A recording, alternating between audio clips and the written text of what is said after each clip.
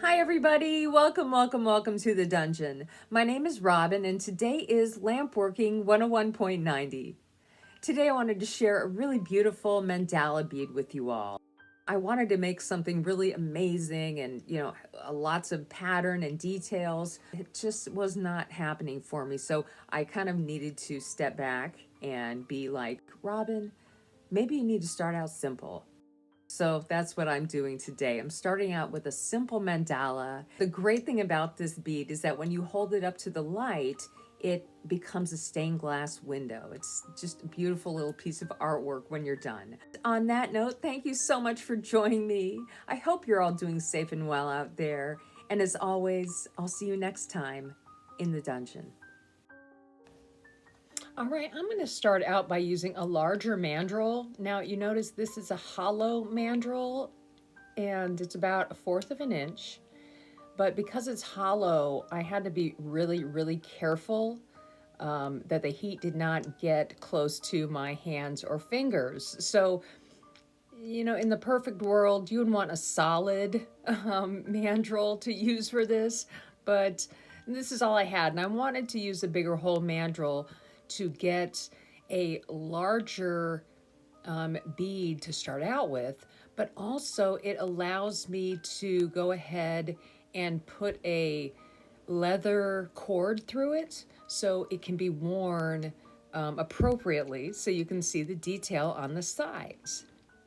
Anyway, I am going to start this bead out with white, and I just get some white around the mandrel, and I will go ahead and use my mini mashers to straighten things up. And I wanted to go ahead and put a second layer on here before we started getting into any color. And again, I'll add all the way around. And you notice my bead is nice and thick here. That's a huge thing for these mandala beads. You want your base bead to be on the thicker side where it is wide. And then you're going to build up from there.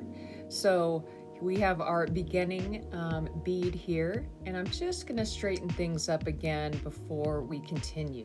So the first color I want to use is a really beautiful transparent teal, and I'm going to go ahead and put my dots on here. And when I add these dots, I'm going to add some really nice big dots. The bigger the dot, the better, really, when it comes to these, because it will stretch from one end to another and you'll be able to see the color all the way through the bead when we're finished. So 6 nice large dots, and this is kind of gonna be how I am going to work this. I'm going to be adding lots and lots more dots coming up. However, on anytime you add your dots, I'm going to go ahead and just heat everything down. I want the dots, the color, to sink down into the white. And that is how I'm going to get these little windows embedded in the clear or in the white glass. So once my initial dots cool down, I'll go ahead and put my next row or wrap of white on it. And when I add each one of these wraps, I'm going to add it as close to the equator as I can. The main thing here is to make sure that you still have a little bit of color from your dots on both sides of the white stripe. I just added a little bit more where I thought I needed it. And now go ahead and heat the whole thing up. I'm not worried about the bead getting wider and thicker here. I don't want to heat it up to the point where it's going to melt too much more, but I definitely want to see everything melted in. And from here, you'll start to see that pattern showing up, and those blue dots, they're the teal dots, going from one side to the other of the bead. And now the next color we're going to add is this grass green. And this is a really beautiful color, and I'm going to do the same thing. I'm going to add some really nice big dots right in between where the blue dots meet at the bottom. Lots of heating. The heating of these dots really kind of took the longest. when making this bead, so I kind of skipped ahead a little bit. Okay, now once those are cool, we will continue to add our white. Of course, as always, you could use any colors that you want here. However, you definitely want to use transparency in between your white layers, or you won't get the stained glass effect when you hold it up to the light.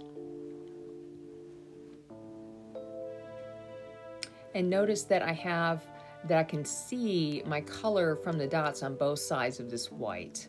That's really going to be important here. Lots of nice heating. Anytime you need to, you can go ahead and use your mini mashers to straighten things up. But if things are looking good for you, then we can go ahead and continue. This time I'm going to use a color that I haven't used before here on the channel. It's a light gray transparent. A really beautiful color, and I feel bad that I haven't used it until now. It's just been sitting on my shelf going, use me, use me.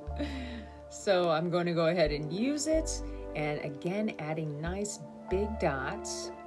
You can get bigger on these dots if you want to, and you can also mix and match the transparents anywhere you want on this whole bead. You can even add two transparents together to make a double color dot.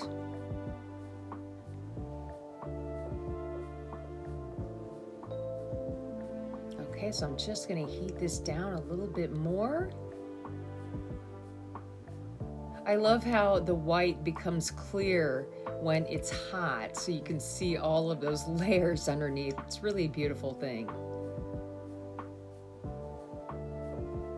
The heating on this took a lot longer because the wider and wider your bead gets, the longer it's going to take to heat up. So really take your time and get that transparent color as smooth as you can with the white. Okay, we're going for our next wrap here. The bigger it gets, the more you have to kind of use the heat to melt your rod all the way around. So when I'm adding the white here, my flame is right on top of the rod, right before it hits the bead itself. So I'm trying to melt it in as quickly as possible, but it still takes time. Everything is going to take time to build this up. This bead probably took about 45 minutes to make. So really you're just meditating on putting down dots and adding these wraps in between.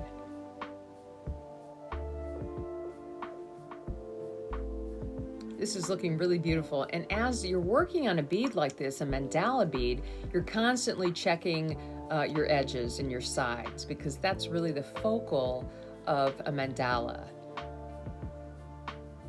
Okay, now this is our last embedded color, the Aqua Blue.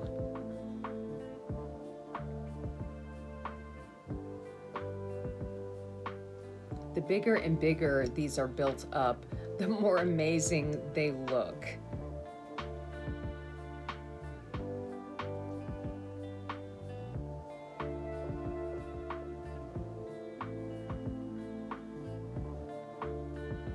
Now at this point, I will go ahead and just kind of straighten everything up a little bit in the heat. Bring it out, use my mini mashers just to even things out a bit. I just love the way this is turning out. Okay, we have one more wrap of white to do. I do roll it, you know, right on the top there. And the reason why I do that is just to kind of like flatten the top just a little bit so it's easier for me to put that white on. Everybody's technique is slightly different. You just have to find out what works best for you in different situations. So you notice that my flame is on the rod itself, and this takes a couple minutes for me to get all the way around my bead.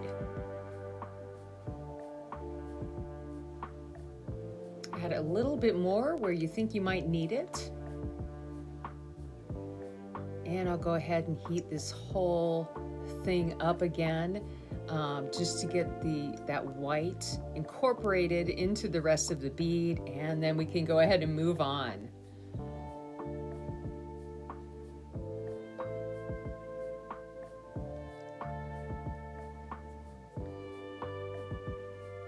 Okay, this is really looking nice. I'm really happy here. It reminds me of candy. I know everything that I do in glass tends to remind me of candy, but when I'm working with these really beautiful, like gem, kind of gemstone colors, these bright colors in transparent, it just reminds me of candy. Now, when I put this, the gold pink on here, I feel like I kind of maybe burnt the color out somewhat. My flame may have not been perfectly dialed in, but I noticed some of the gold pink getting a little kind of a burnout on it, a little dark gray on some of the dots. I may have, burnt out the color altogether, because in the end, to me at least, these dots almost looked really violet instead of pink. Who knows? It's a strange color, but I love the color. I love it, love it, love it. So I'll do whatever it takes to figure out how to make it work for me. But on some of those, you can see a little bit of like a burnout. So, and what I mean by that is I feel like I burnt the color out and left a little bit of, I don't know, it looks like a little bit of blackness on the ruby. Okay, we're almost done. Now all we have to do is our decoration on the outside, which is really beautiful when working with mandalas. You always get to that outside, and then it's all about just adding dots here and there and decorating it somewhat. And once you start adding all of these dots on here, the diameter of this bead gets really, really large. All right, I'm gonna go ahead and use that grass green one more time to add our final layer of large dots. And then once I have these all kind of melted in a little bit, I'll go ahead and put our final tiny dots all over it. So far so good. This is looking great. And of course, when you're making any kind of bead like this, you can stop wherever you feel most comfortable. You don't have to keep going. This is just a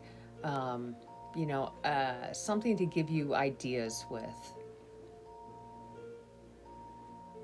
Our final color here was not the color I thought it was going to be, but it ended up that I picked a double helix, the double helix Skiron. And that's a color that I'm adding for all these little tiny dots. I don't put a whole bunch on. I just wanted to decorate some of the center of the bead and the outside as well.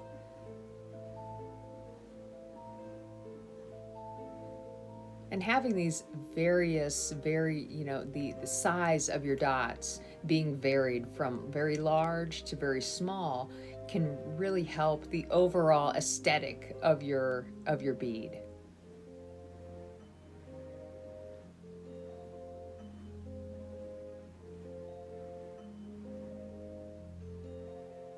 Make sure that after you add your dots, they are well melted in.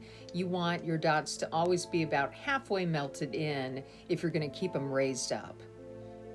And it's wonderful to have those raised dots because it does give you a really nice texture at the end. And we are just about done here, just a little bit more heat to melt all these dots in a bit, and that's it. I hope you guys enjoy this window mandala and get some good information as well. Thank you so much for joining me, and we'll see you next time in the dungeon.